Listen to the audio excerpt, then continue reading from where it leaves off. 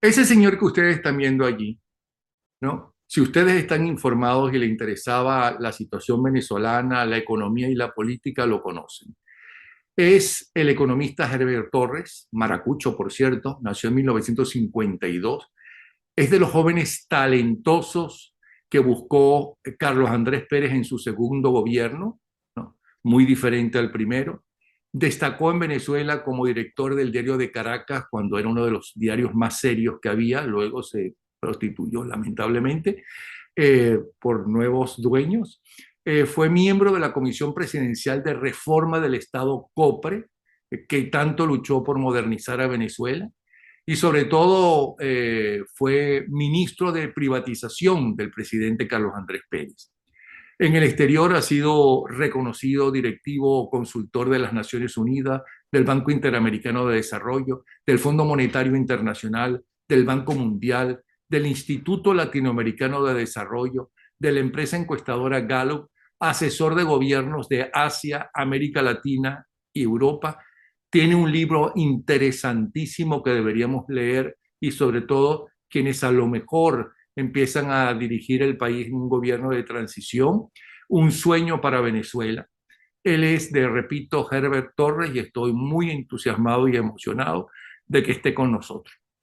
Acaba de escribir, de publicar su más reciente artículo que se llama La oposición no sirve para nada. Bienvenido, Herbert Torres. Muchas gracias, Napoleón, por esta invitación. Encantado de estar aquí en la tarde de hoy contigo.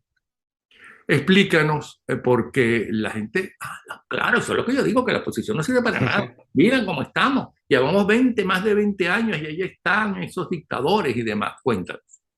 Sí, bueno, vamos a examinar esta afirmación que se oye mucho en Venezuela. La oposición no sirve para nada. Yo quiero, para adentrarme en ello, comenzar por una afirmación parecida que hacíamos al comienzo del chavismo, cuando arribó el chavismo al poder. En ese entonces el chavismo venía con una narrativa, con un planteamiento de acuerdo al cual, o según el cual, la Cuarta República no había servido para nada, había sido un absoluto fracaso, solo había acentuado la pobreza, la corrupción, la desigualdad en Venezuela. Y muchos venezolanos aceptamos, compartimos, llegamos a compartir esa tesis. Muchos venezolanos se hicieron difusores de esa tesis. Yo recuerdo que muchos venezolanos decían, tenemos que hacer algo, salir de esto, pero nunca volver a la Cuarta República. Es decir, la Cuarta República se volvió una palabra negativa, se estigmatizó. Con el Déjame tiempo, un previo. Parte de esa creencia muy popular, ¿ok? Es responsabilidad de los dirigentes de los partidos que iban a los medios de comunicación, ¿no? A echarse, tú sabes qué, ¿ok? En contra del otro partido o en contra del otro candidato presidencial. O sea, no se vendían ideas como en los años 50, 60, en el mundo entero y en Venezuela incluido, ¿no? Sino lo que se vendían era acusaciones. sin duda alguna, los dirigentes tuvieron una gran responsabilidad, siempre la tienen, por eso son dirigentes. En la propagación de esta tesis, esta idea, según la cual la Cuarta República había sido un total fracaso. El hecho es que con el tiempo, en la medida en que llegó el gobierno, se instaló y empezó la ejecutoria del chavismo, los venezolanos nos fuimos dando cuenta que había una gran cantidad de cosas que había hecho la Cuarta República que eran valiosísimas. Que el país se había modernizado, que la educación había mejorado, que contábamos con instituciones, aunque precarias, instituciones básicamente democráticas, etcétera, etcétera.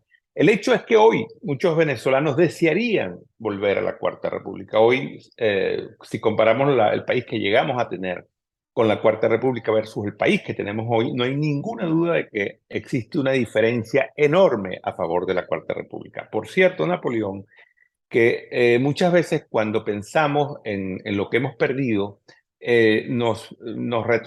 digamos, retrotraemos al momento en que empezó el chavismo, pero en verdad la comparación no debería ser con el momento en donde entró el chavismo, con dónde estábamos, sino dónde pudiéramos estar hoy, en qué lugar pudiéramos estar hoy si hubiéramos seguido una trayectoria de cierto crecimiento, aunque modesto, y de mejoras institucionales, etcétera. Pero bueno, ese no es el punto. El hecho que yo quiero destacar en ¿Por este qué no hablamos momento. más claro? ¿Por qué no hablamos más claro?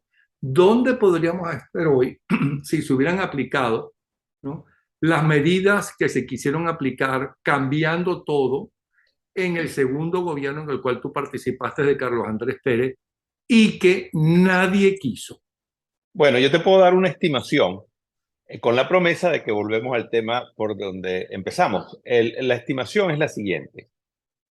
Si nosotros hubiéramos seguido, digamos, cuando emergió el chavismo e interrumpió ese proceso, si hubiéramos seguido creciendo, digamos, a una tasa bastante modesta durante estos 22 años, una tasa promedio anual de crecimiento de 2,7%, ese es el cálculo que he hecho, que es la tasa que Venezuela obtuvo durante los 20 años anteriores al momento en que llegó el chavismo. Venezuela hoy tendría un producto más o menos de 500, 600 mil millones de dólares. Venezuela hoy sería la economía más grande del mundo, perdón, de América Latina después de México y Brasil, y más o menos a la altura de Argentina, pero este es el dato. Como la población nuestra es más pequeña que la de Brasil, que la de México y que la de Argentina, nosotros seríamos hoy el país más rico de América Latina por cabeza, per cápita. Nosotros tendríamos la infraestructura, si hubiera seguido el ritmo de inversión que hubo en Venezuela durante décadas en el sector eléctrico, en el sector de carreteras, etcétera, nosotros sin duda tendríamos la infraestructura, es previsible que tuviéramos la infraestructura más moderna de América Latina. Nosotros, si alguno de los planes petroleros se hubiera cumplido, nosotros pudiéramos estar produciendo alrededor de 5 o 6 millones de barriles de petróleo por día. Nosotros podríamos tener un fondo macroeconómico petrolero como el que tienen los noruegos, que pudiera tener perfectamente 200, 300 mil millones de dólares. Eso no solamente no ocurrió, no crecimos, sino que para darte este otro ejemplo que es patético, Napoleón, más o menos en el año 2000, Venezuela era 2 veces y media más grande la economía que la República Dominicana. Perdón, 4 veces más grande que la República Dominicana, la economía venezolana. Hoy la economía de la República Dominicana es más de 2 veces la economía venezolana. O sea, es más del doble de la economía venezolana. La economía venezolana se transformó en una economía más pequeña que varias de las economías del Caribe y de Centroamérica, una economía más pequeña que la de Panamá, que es un país de menos de 4 millones de habitantes. De manera tal que la comparación, vuelvo a decir, debería ser no con dónde estábamos, sino con dónde podríamos estar. Y hay una lista de proyectos a las que yo me vivo remitiendo y mencionando de cosas que se iban a hacer en Venezuela y no se materializaron por la revolución, entre comillas. El ejemplo que yo cito en otro artículo mío es el de American Airlines, que en su momento se planteó tener en Maiquetía el centro de operaciones o un centro de operaciones como el que tiene hoy en Miami de distribución y redistribución de pasajeros entre el norte y el sur de América, tenerlo en Maiquetía. Yo fui testigo de ese proceso porque cuando estuve en el gobierno había manifestación de interés por parte de American Airlines.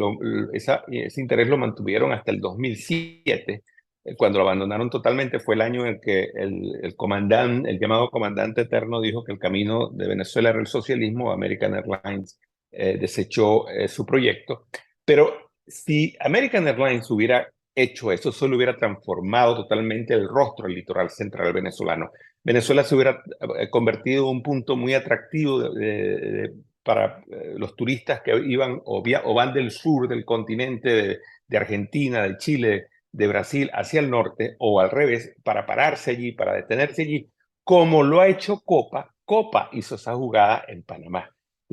Copa se ha ido convirtiendo, Copa y Panamá, en un gran hub, lo que se llama un hub en el lenguaje de la aviación comercial de distribución de pasajeros. Bueno, ese es uno de tantos proyectos que hubo para Venezuela, que fueron almacenados, que fueron desechados, que fueron engavetados, Y esos proyectos estuvieron por realizarse en muchos momentos de nuestra reciente historia. Bueno, Iban a, inclusive Disney estuvo una época interesado en hacer un parque, creo que era en cerca de San Carlos o por ahí. Pero yo tengo la correcto. obligación de preguntarte, porque mi trabajo es de periodista, decirte que hasta qué punto eso fue realizable en esa Venezuela en crisis como lo que estábamos viviendo, porque yo recuerdo que le dije a Chávez Frías, mire, yo no voto por ti porque sencillamente yo no voto por un militar, porque creo que es un fracaso de la sociedad civil. Estamos en una crisis en Venezuela, es verdad, pero no como para que venga un militar a decirnos qué es lo que debemos hacer y que nos dicen, por la formación que ustedes tienen. Eso no quiere decir que no haya militares excelentes en los gobiernos. Aquí, por ejemplo, en Estados Unidos estuvo Eisenhower, por citar uno.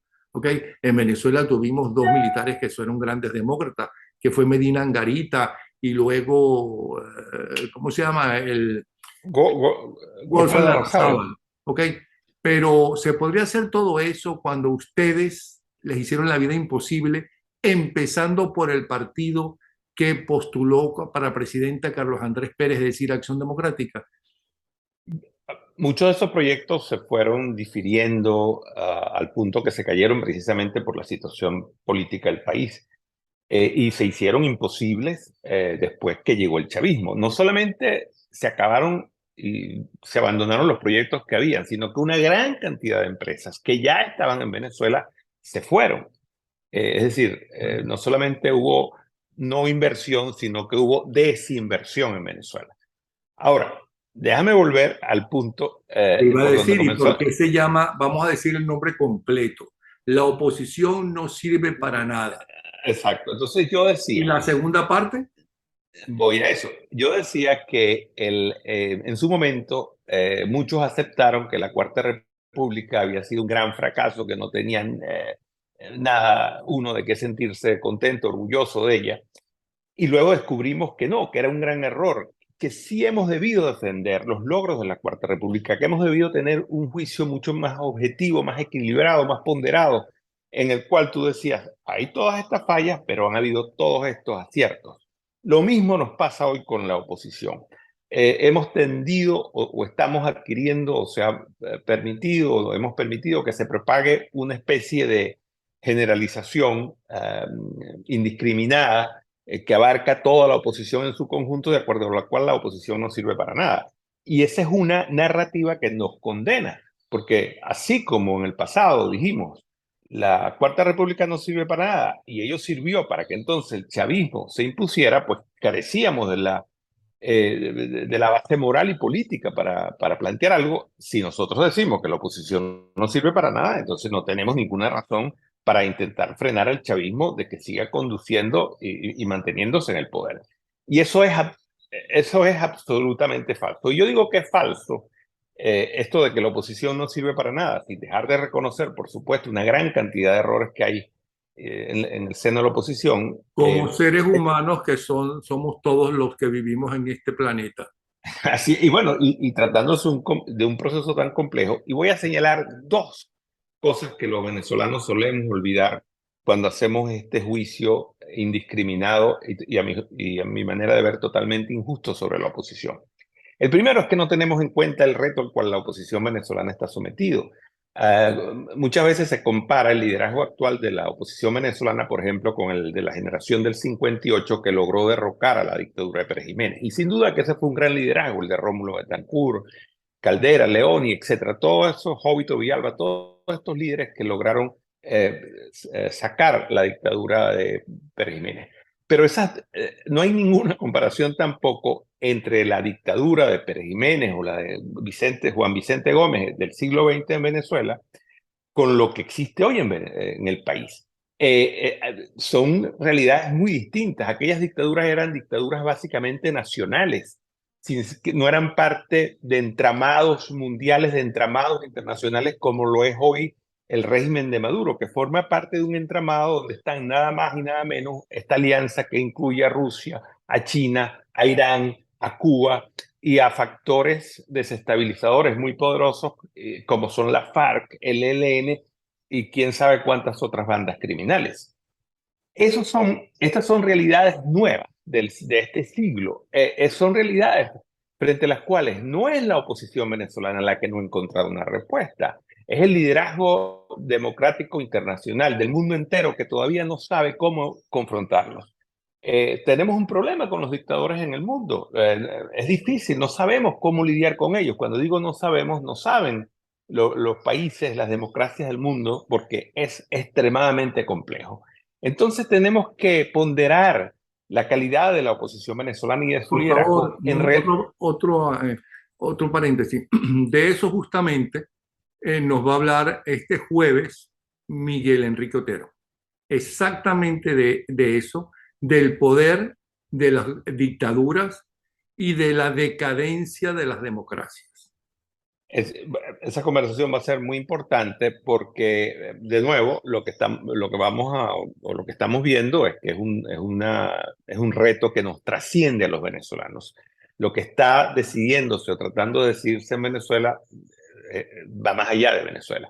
Pero la segunda razón por la cual el juicio sobre la oposición, según el cual esta no sirve para nada, es muy injusto, es porque el hecho de que no haya logrado la oposición desplazar al régimen de Maduro y restablecer la democracia en Venezuela no quiere decir que no haya tenido grandes logros, no quiere decir que no tenga en su haber realizaciones muy importantes, y yo puedo mencionar algunas. Primero, la atención que la comunidad internacional ha puesto sobre Venezuela, la presión que ha puesto sobre Venezuela, se debe en gran medida al activismo de la oposición. Esa oposición que fue capaz o ha sido capaz de movilizarse, gran cantidad de gente que ha sido capaz de hacer todo tipo de movimientos, que ha pagado con cárcel, con tortura, con exilio, etcétera. Esa oposición también fue capaz de armar una jugada muy novedosa, la del gobierno interino. Hoy nos puede parecer que el gobierno interino, podemos tener cualquier tipo de desacuerdos con el gobierno interino. Sin duda no se produjo la transición, pero eso fue una jugada extraordinariamente brillante. ¿En cuál país, en cuál otro régimen autoritario en el mundo se ha instalado un gobierno paralelo, reconocido por más de 50 países del mundo, incluidas las democracias más poderosas? Eso es muy significativo, ese logro, independientemente de que luego hayamos con eso logrado o no restablecer la democracia. Eso habla bien de nuestras capacidades, habla bien también de nuestro intelecto, de nuestra ingeniosidad. Por lo tanto, si uno considera estos activos que tiene, estas capacidades que ha tenido la oposición venezolana y que mantienen dentro de cierto límite al régimen de Maduro, porque yo le preguntaría a los que son absolutamente críticos de la oposición venezolana, yo les preguntaría, ¿dónde estaría el régimen de Maduro si no fuera por la resistencia que le ha opuesto la oposición venezolana? ¿Por qué no se ha convertido simplemente en una Cuba o en una Nicaragua, por ejemplo, que es un régimen mucho más despótico que el del propio Maduro? Yo creo que se debe en gran medida a la resistencia que ha logrado mantener la oposición venezolana. A nadie se le ocurre decir, ¿dónde está la oposición en Cuba? O hablar de la calidad de la oposición en Cuba. Simplemente hay países, o en Corea del Norte, o en Siria, simplemente hay países en donde esa oposición ha sido destrozada, devastada, no tiene o no ha podido tener la capacidad de movilizarse, organizarse, etc. Pues en Venezuela lo ha podido hacer, y con limitaciones que todos conocemos, con los medios de comunicación totalmente cerrados para ella, etc., con la persecución, la tortura, la cárcel, etc. Pero ahí está. Y hoy estás tratando de hacer algo realmente extraordinario. Está tratando de hacer unas primarias, una elección primaria para seleccionar un candidato. Y se está viendo claramente toda la jugada del régimen. Uno de los candidatos más importantes, Enrique Capriles, está inhabilitado. Una de las candidatas más importantes para esta primaria, María Corina Machado, tiene la amenaza de ser inhabilitada. Ya se están viendo jugadas. Y siempre es una carta que tiene el régimen, como lo ha hecho en Nicaragua, Ortega. En fin, hemos visto o sabemos todos los recursos que el régimen tiene. Sin embargo, la oposición está poniendo en marcha esta consulta, además que hoy sabemos abarca o puede abarcar a los venezolanos en el exterior, extremadamente valiosa, lo cual de nuevo es una muestra de capacidad, de habilidad que no debemos menospreciar. Yo, por lo tanto, digo, no debemos aceptar esa generalización, no debemos aceptar esa narrativa, porque de la misma manera que la narrativa según la cual la Cuarta República había sido un total fracaso y no había servido para nada, ayudó al ascenso del chavismo, esta otra narrativa según la cual la oposición venezolana no sirve para nada, es una narrativa que nos condena de antemano, ¿no? Nos convierte de antemano en unos inhabilitados política y moralmente. Bueno, y además hay que reconocer que no se le reconoce el valor que ha tenido, no es ni amigo ni enemigo mío, por cierto, lo conocí ahora, que se llama Juan Guaidó, ¿ok? Que a los barrios iba, a todos sitios iba arriesgando su vida, y allí estuve ya adentro, quisiera saber dónde se ha producido eso, un presidente interino dentro del propio país, la valentía de gente como María Corina Machado o de Andrés Velázquez, que ahí están denunciando, y no son los únicos, por cierto. Y eso no da la impresión que no importa, eso da la impresión que no valen nada. Y tú dices, bueno, y esta gente que se dedica exclusivamente a meterse con la oposición, que tiene muchos defectos como los tenemos todos, más que con Maduro y con el narcotráfico y demás, ¿de dónde salen? ¿Quiénes son? ¿Cuál es su valor? ¿Qué han hecho previamente? ¿No? Porque hay muchos que para mí trabajan para el régimen, porque el régimen, no todos, ojo, muchos trabajan para el régimen, como también es lógico pensar que el régimen, si no puede acabar con los más populares que podrían liderizar ese liderazgo único, pues meter candidatos de ellos, es decir, que se hagan pasar de la oposición. Eso es lógico, además no es nada nuevo. Correcto, sí, a mí me causa mucha admiración los dirigentes políticos venezolanos de oposición que están, bueno, intentando recorrer al país, expuestos a, no solamente a la violencia de parte del régimen directamente, de funcionarios, esto es algo que es bueno entender, sino que cuando el régimen pone en los medios de comunicación, en su medio de comunicación, todo ese discurso contra ellos, los expone a que cualquier agente libre venga y les cause algún daño, les pegue un tiro, les haga cualquier cosa. Bueno, agentes libres que existen siempre en todas partes y que siguen a sus líderes y algunas veces quieren ser más papistas que el Papa y llegan a donde sus propios líderes no pueden llegar o no quieren llegar.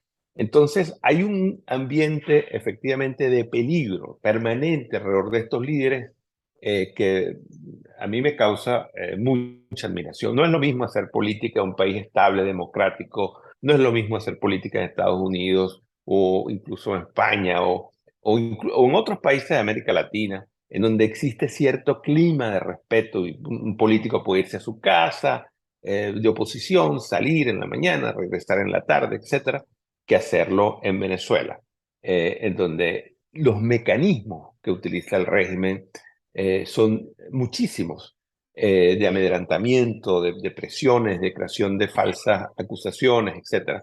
Realmente es valioso el trabajo que hacen y ya, independientemente de que acierten o no, eso hay que reconocérselo como extremadamente valioso y corajudo. Pero además yo creo que, como dije antes, han tenido aciertos también, han hecho buenas jugadas. Uno en la vida ve cuando alguien hace un buen movimiento y puede ser que no produzca el resultado que esperaba, pero uno respeta ese resultado, lo admira, lo aplaude, uno dice, esa fue una buena jugada, eso fue un movimiento correcto, esa persona hizo algo valioso, que merece también nuestro aplauso. Eso llama al respeto a los dirigentes.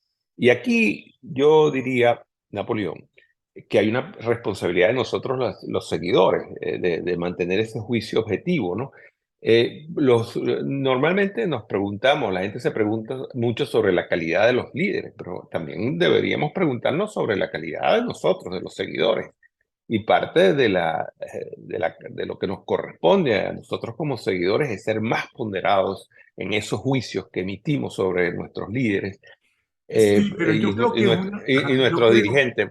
yo creo que una cosa es eso que uno lee en Twitter y otra cosa, esa gente que está en el país, ¿no? Que todos los días hay 15, 20 y hasta 30 pequeñas manifestaciones, pero nunca han dejado de manifestar por sus derechos de todo tipo, desde aquella famosa manifestación con mis hijos no te metas hasta hoy.